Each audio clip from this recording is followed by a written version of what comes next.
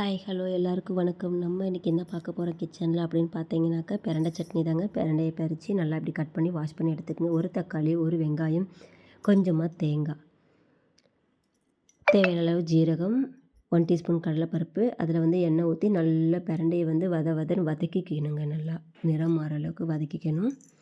வதக்கினதுக்கப்புறம் அதை தனியாக நம்ம ஒரு பிளேட்டில் எடுத்து வச்சுக்கணுங்க. வச்சதுக்கப்புறமேல் திருப்பி நம்ம அதே எண்ணெயிலேயே 1 டீஸ்பூன் ஜீரகம், 1 டீஸ்பூன் கடலைப்பருப்பு, 4 வரமிளகாய், 4 பல் பூண்டு இதெல்லாம் போட்டு நல்லா வதக்கிக்கணுங்க. நம்ம எடுத்து வச்சுருக்க ஒரு வெங்காயத்தை இதில் போட்டு ஒரு தக்காளியும் போட்டு நல்லா வதக்கி விடணுங்க. வதக்கி விட்டதுக்கப்புறம் என்ன பண்ணுறோம் அப்படின்னு பார்த்தீங்கன்னா, தேங்காய் தேவையான அளவு எடுத்து வச்சுக்கணும். அதையும் போட்டு நல்லா வறுத்தோம் அப்படின்னாக்கா அந்த தேங்காயோட டேஸ்ட்டும் பிரண்டையோட டேஸ்ட்டுமே வேறு லெவலில் இருக்குங்க.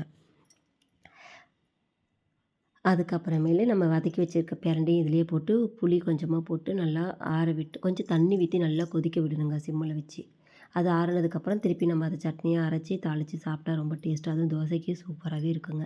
பிரண்டையில் எவ்வளோ நன்மைகள் இருக்குதுன்னு பார்த்தீங்க அப்படின்னா, அஜீரணம், எலும்பு முறிவிலேருந்து சுளுக்கு, குடல் புழு, பைல்ஸ் ப்ராப்ளம் எதுவுமே வராதுங்க. காது வலிக்குமே சரிங்க. அதுவும் பெண்களுக்கு இது மாதவிடாய்க்கு ரொம்ப நல்லதுங்க.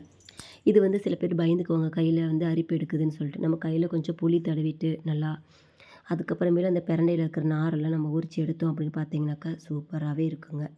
அதுக்கப்புறமேலு வதக்கணும்னா நம்ம கையும் பிச்சுக்காதுங்க. லைக் பண்ணுங்கள், ஷேர் பண்ணுங்கள்.